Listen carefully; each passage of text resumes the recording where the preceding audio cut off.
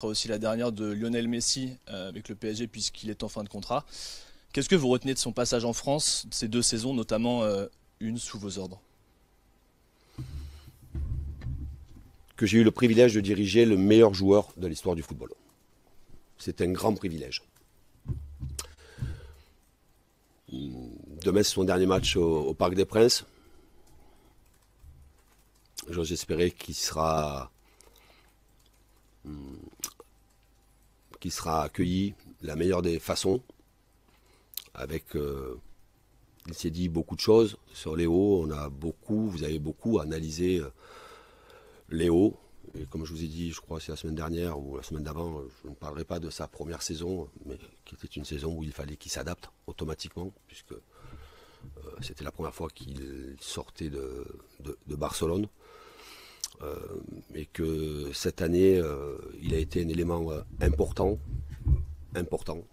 toujours disponible, toujours présent dans les séances d'entraînement. Et que si même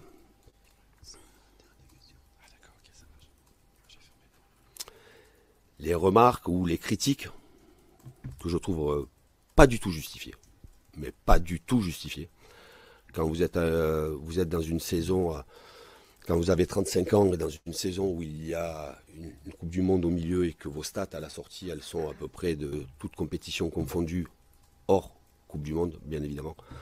Vous êtes, je crois, je vais peut-être me tromper sur les chiffres, mais vous allez vous rectifier. Je crois 21 buts et 22 passes décisives, des choses comme ça. C'est-à-dire que Léo, il a été quasiment 43 fois décisif dans la saison avec une Coupe du Monde au milieu. Il a toujours été au service de l'équipe, toujours au service du jeu, de l'animation, d'être le passeur, le finisseur. Et que, je le répète encore une fois, pour l'entraîneur que je suis, ça a été un grand privilège, non pas de l'entraîner, de l'accompagner tout au long de la saison.